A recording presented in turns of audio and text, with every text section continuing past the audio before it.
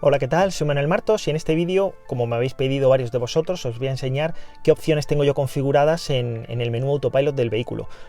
Como sabéis, tengo el paquete FSD, Full Self Drive, y os voy a enseñar pues un poco por encima todas las opciones que incluye. Así que venga, empezamos. Antes de comenzar, quería daros las gracias a todos los que os habéis suscrito al canal en todo este tiempo, porque ya somos 1000 suscriptores. Si os gustan este tipo de vídeos y no habéis todavía suscrito al canal, considerad darle al botón de suscribir y darle un like al vídeo. Lo primero, vamos a ir al menú de Autopilot del coche, le damos aquí, piloto automático, y aquí tenemos pues todas las opciones que nos incluye el FSD, ¿vale? Voy a ir una por una repasándolas y vamos comentando. La primera es el tema del autogiro. El autogiro no es más que el autosteer, el control del volante. El hecho de que cuando lo activas coja automáticamente la trazada y el volante gire dentro de la trazada y pueda coger curvas, etcétera, etcétera. ¿Vale? Es una función beta, pero que yo la tengo activada por defecto. La siguiente opción es el navegar en piloto automático, que también es una característica que está en beta, que es el NOA, ¿vale? El Navigate on Autopilot, que no es más que una función que se encarga de, una vez tú pones un destino, en intentar llevarte a ese destino de la mejor manera posible. Es decir, te sugiere cambios de carril automático con respecto a los vehículos que van delante. Es decir, si tú tienes velocidad objetivo 120 km por hora y el vehículo que tienes delante va muy lento o va más lento, él te va a ir sugiriendo que cambies de carril para poder adelantarlo y demás, ¿no? Y también toma las salidas de las autovías o autopistas de manera automática, echa el intermitente y se incorpora de manera automática a la salida, ¿vale? Aquí vamos a ir a los ajustes avanzados de esta opción y tiene dos partes. Por un lado, activar al inicio de cada viaje sí o no, es decir, cada vez que planificamos un viaje, si queremos que por defecto esté activado el Navigate on Autopilot o no lo queremos, ¿vale? Igualmente se puede modificar en cualquier momento y en cualquier trayecto. Y en segunda parte tenemos los cambios de carril en función de la velocidad, ¿no? Esto consta de pues, estas diferentes opciones. Desactivado, es decir, el vehículo en ningún momento nos va a sugerir cambios de carril. Ligero significa que de vez en cuando nos sugerirá esos cambios de carril en función del tráfico. Medio es una función, o sea, sería la opción como más equilibrada, y el modo Mad Max no significa que el vehículo realice las maniobras de adelantamiento de forma más rápida o más brusca, no. Simplemente que nos sugiere esos adelantamientos con muchísima más frecuencia. A mí, en mi experiencia personal, para viajar por autovía y demás, el nivel medio es el que he considerado más adecuado, ¿vale? La siguiente opción es el control de semáforos y señales de stop, función beta. Esto no es más que, como sabéis, recientemente con la actualización que hubo de Autopilot, en Europa ya permite que el vehículo se detenga ante semáforos y señales de stop y además reanude la marcha cuando el semáforo se pone en verde, ¿no? Pues con esta opción habilitamos esa funcionalidad. El siguiente punto, el sonido de alerta de semáforo en verde.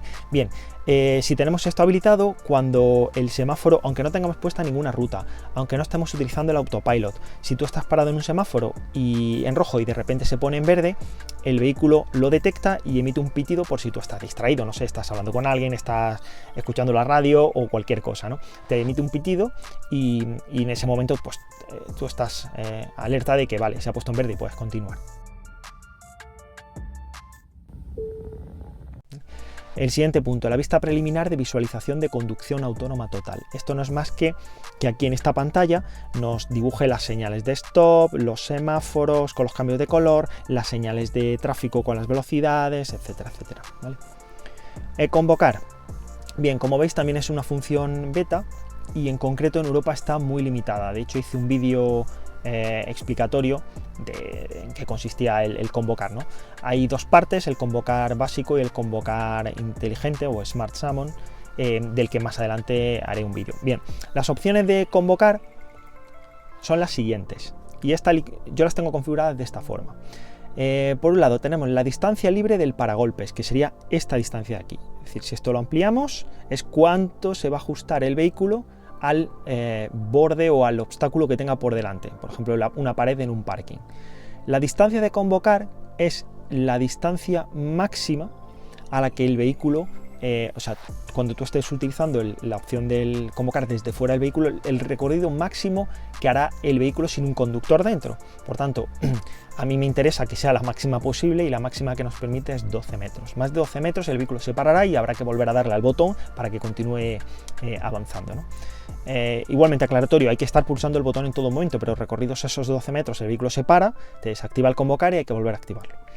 Y luego la distancia lateral libre, tenemos opción estándar o ajustada, que es este óvalo que envuelve el vehículo. Yo lo tengo ajustada para que ajuste lo máximo posible, si no enseguida se para, a poco que detecte un objeto enseguida se para, ¿vale? Luego, el modo de espera. Modo de espera, como aquí pone, es una opción en la que el vehículo está preparado sobre todo para cuando utilizamos el Smart Summon. Yo no lo tengo activado ya que no utilizo esta opción. Como he comentado, haré un vídeo más adelante y os contaré cómo utilizar esto en detalle.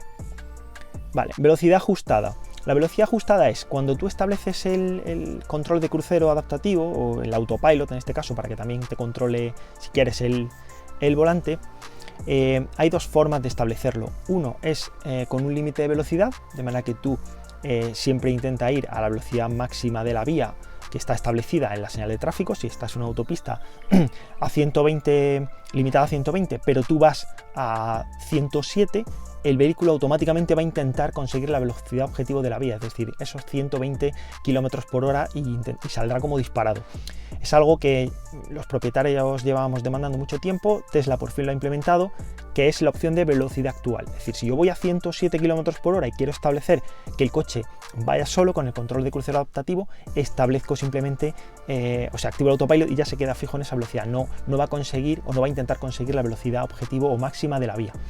Bien, cuando elegimos el límite de velocidad, imaginaos que esto es para que siempre vaya al máximo de la vía, podemos establecer un desfase, que puede ser fijo o en porcentaje. Fijo si queremos que, imaginaos, siempre vaya 5 km por encima de la velocidad máxima de la vía, es decir, si la alerta es el cartel de velocidad o límite de velocidad de la vía es de 120, siempre va a establecer 125 km hora. Si es de 100, siempre va a estar a 105 km hora. Si es 80, se va a poner a 85 km hora. O podemos establecerlo mediante un porcentaje.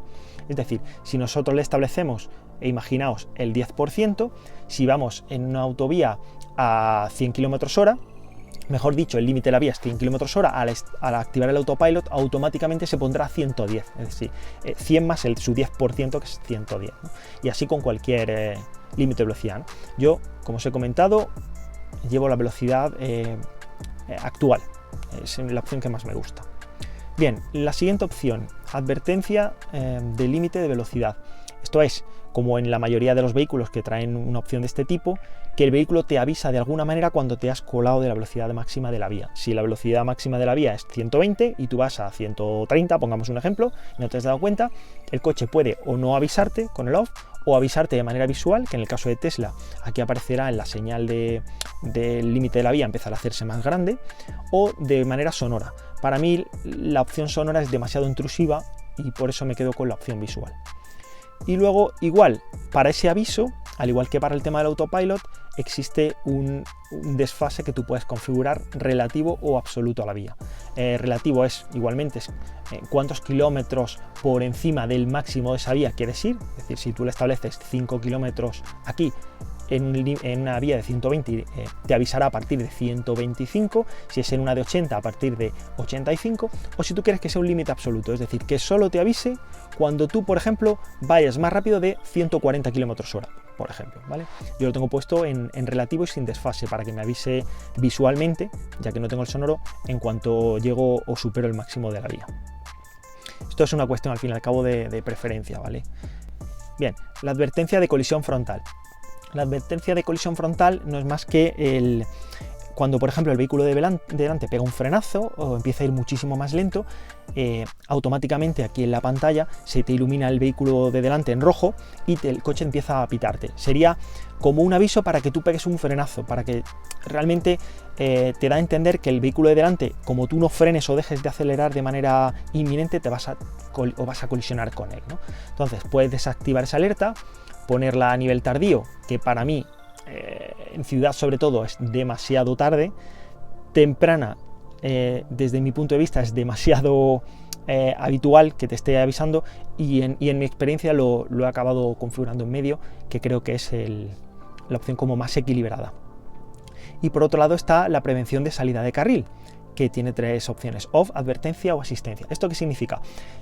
Cuando tú vas por una carretera convencional, pongamos el ejemplo, que está señalizada con sus líneas y demás, si te sales de la línea, si está en advertencia, el volante empezará a vibrar, como cuando en las autovías que tienen el margen derecho rayado tú notas esa vibración si pisas la línea, ¿no? Pues aquí sería algo similar. El volante te empieza a vibrar y bueno, te da a entender que te está saliendo de la línea. Si pusiésemos la opción asistencia, sería como si tuviésemos el autopilot enganchado o conectado, de manera que intenta corregirte la trayectoria y meterte de nuevo dentro del carril. A mí esa opción no me gusta, personalmente, creo que es demasiado intrusiva, porque si yo voy sin autopilot, o sea, sin autopilot, lo que yo quiero es conducir yo el coche, ¿no? No quiero que haya este tipo de asistencia que me fuerce a meterme dentro del carril, ¿no? Entonces, por eso lo tengo en advertencia. ¿Cuándo también salta esta vibración de volante? En una carretera, por ejemplo, en una autovía, doble carril y demás. Tú vas por el carril de la derecha, quieres adelantar o pasas al carril de la izquierda, pero no echas la intermitencia. Entonces el coche empieza a vibrarte conforme pisas la línea, porque entiende que no estás adelantando, sino que te estás saliendo del carril sin quererlo. Basta con que marques el cambio de carril como debe ser con la intermitencia y entonces no te vibra. Por eso yo lo dejo en advertencia, me gusta esa opción.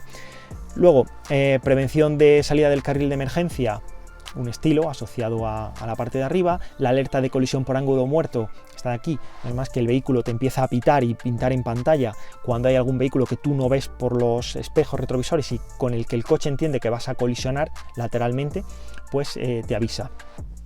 Luego, la frenada de emergencia automática es la típica frenada en la que si se te cruza un niño o si se te cruza algún objeto así de repente, que vaya así en este sentido o en este sentido, el coche pega un frenazo, ¿vale? Es un asistente similar al que traen otras marcas.